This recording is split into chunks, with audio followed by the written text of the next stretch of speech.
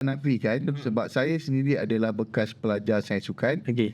dan kini menjawat pesara sains sukan. Sewaktu saya aktif bersukan dahulu, memang kebiasaannya apabila kita pergi mengurut, memang tukang urut akan urut sampai lebam. Sampai esoknya kaki kita lebam dan kita tak boleh nak jalan.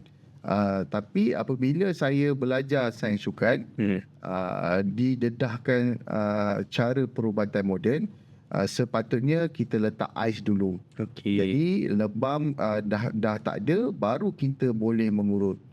Itu prinsip dia. Selagi mana kaki kita ada lebam level 1 ke level 2 ke level 3, jangan urut.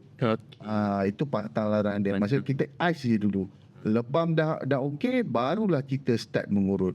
Itu adalah saintifik yang betul.